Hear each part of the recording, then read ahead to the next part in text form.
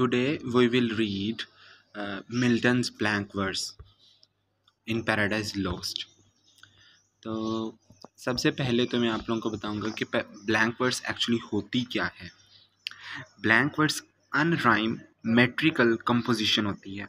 इसका मतलब है कि जो पोइट्री में जो पहली लाइन है उसका जो एंड है वो अगली लाइन के एंड के साथ राइम नहीं करेगा, उसके साथ उस जैसा साउंड नहीं करेगा।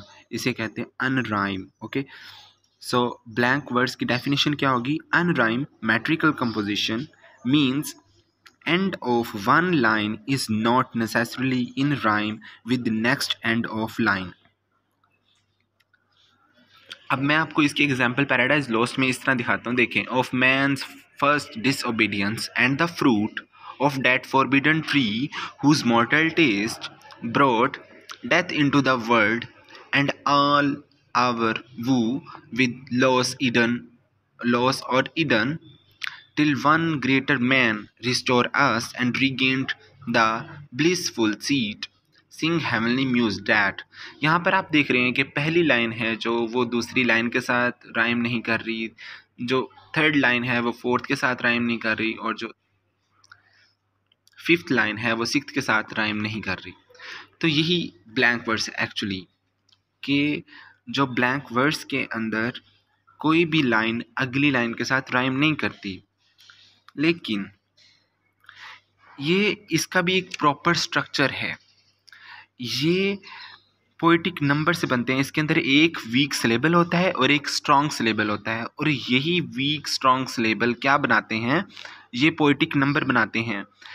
ये पैराडाइज लॉस्ट का इंटरनल स्ट्रक्चर बनाते हैं। पैराडाइज लॉस्ट का जो इंटरनल स्ट्रक्चर है, या किसी भी एपिक पोएम का जो इंटरनल स्ट्रक्चर है, वो किस चीज़ पर कंपोज होता है? वो इस चीज़ पर कंपोज होता है कि उसके अंदर एक वीक सिलेबल आता है और एक स्ट्रॉन्ग सिलेबल आता है। इसको आइएम्बिक पेंटामीटर कहा जाता है। ठीक है, आइएम्बिक पेंटामीटर क्या बनाता है? उसका इंटरनल रिदम बनाता है, उसकी इंटरनल स्कीम, रिदम स्कीम बनाता है। तो आइएम्बिक से में भी आप कंफ्यूज हो रहे हो। आइएम्बिक एक पोइटिक स्ट्रक्चर है, एक पोइटिक पैटर्न है लाइंस का। ठीक है, जो सेकंड फीचर है पैराडाइज लॉस्ट का वो ये है कि इसके अंदर जो सेंटेंसेस हैं वो बहुत लॉन्ग हैं। ये एक सेंटेंस के अंदर एक मेन क्लॉज है और बाकी सबऑर्डिनेट क्लॉजेस हैं। ठीक है, और यही जो चीज़ है ये मिल्टन के वर्क को बहुत ज़्यादा ग्रैंड और वर्सटाइल बना देती है। उसने ग्रैंड स्टाइल यूज़ किया है, और ये जो पोम है ये एक्चुअली एपिक है। एपिक अब किसे कहते हैं? एक लॉन्ग पोम को कहा जाता है। ठीक है, उस दौर में एपिक लिखे जाते थे। तो लॉन्ग सेंटेंसेस लिखने का क्या फ़ायदा होता था कि इससे जो पोइट है उसको ये एडवांटेज मिलता था कि वो ज़्यादा आइडियाज़ को एक सेंटेंस में पैक कर सकता था, ज़्यादा आइडियाज़ को एक सेंटेंस के अंदर लिख सकता था। और इसका डिसएडवांटेज ये होता था कि वो बहुत मुश्किल हो जाता था, वो बहुत डिफ़िकल्ट हो जाता था। और जो मिल्टन है उसने क्या किया है कि पैराडाइज लॉस्ट के अंदर उसने एक्सपेरिमेंट विद डिफरेंट आइडियाज़, उसने डिफरेंट आइडियाज़ के साथ एक्सपेरिमेंट किया है। अब यहाँ पर सवाल ये है कि why he choose blank verse? उसने ब्लैंक वर्स को क्यों चूज़ किया? तो उसने चूज़ इसलिए किया क्योंकि वो एक ऐसे कंसेप्ट को डिस्कस कर रहा था। एक उसने गॉड के कंसेप्ट को डिस्कस करना था, उसने हेवन के कंसेप्ट को डिस्कस करना था, उसने हेल के कंसेप्ट को डिस्कस करना था, जो कि बिल्कुल एक एब्स्ट्रैक्ट आइडिया है। एब्स्ट्रैक्ट आइडिया मतलब we all don't know how God is like, वो किस तरह दिखते हैं, वो किस हम उनके बारे बयान करने पे भी आए तो हम बाइबल के रेफरेंस ले सकते हैं या हम कुरान के रेफरेंस ले सकते हैं। उसके बारे कुछ ज़्यादा लिखा नहीं जाता। लेकिन पैराडाइज लॉस्ट के अंदर जो मिल्टन है उसने ग्रीक माइथोलॉजी को और जो बाइबल के रेफरेंसेस हैं उनको यूज़ करके उसको बहुत ग्रैंड बना दिया है, और उसके अंदर उसने ग्रीक माइथोलॉजी का फ्यूजन ले आया है। वो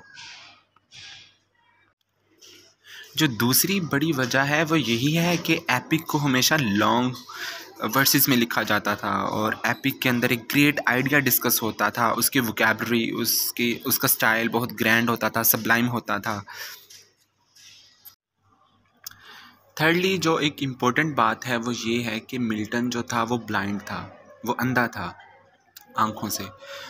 तो उसकी स्ट्रेटजी क्या थी कि उसने एक आइडिया चूज़ किया, और उस आइडिया के साथ उसने बहुत ज़्यादा अटेंडेंट आइडियाज़ डिस्कस किए।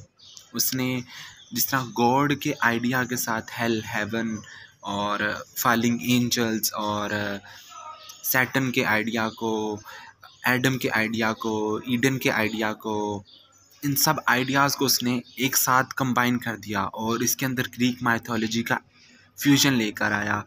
उसने मेन क्लॉज को क्वालिफायर्स के साथ डिस्कस किया। क्वालिफायर्स का मतलब ये होता है कि जब हम किसी नाउन के साथ एडजेक्टिव लगा दें, लाइक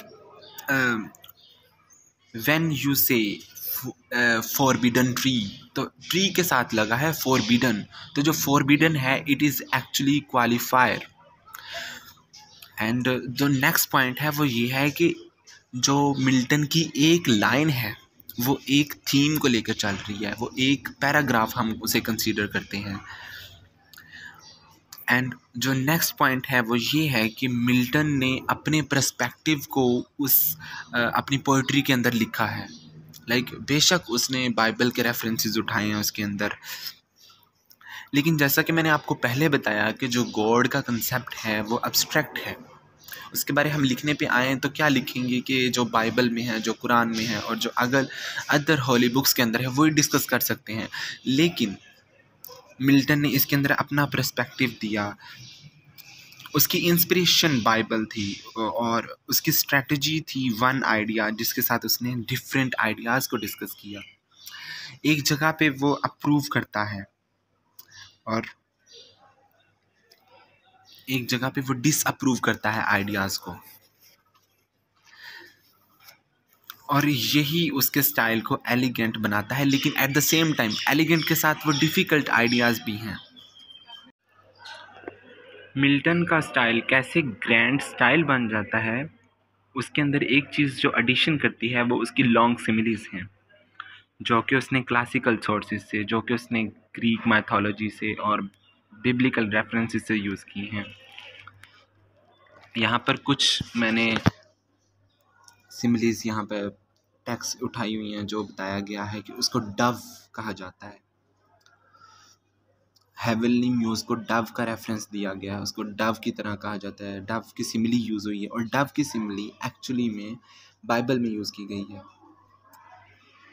नेक्स्ट जो है ये लॉन्ग सिमिली जो है, इतनी लाइंस में सिर्फ एक सिमिली जो इतनी लॉन्ग सिमिलीज उसने डिस्क्राइब की हैं, सिर्फ सैटर्न की बॉडी को डिफाइन करने के लिए।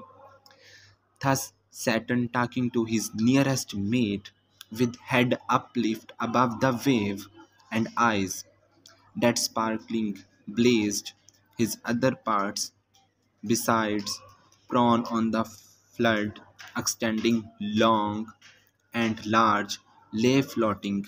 Many are wrought in bulk as huge as whom the fables name of monstrous size. Titanian or earth-born, that word on Jove, Briareos or Typhon, whom the den by ancient Tarsus held are that sea beast Leviathan.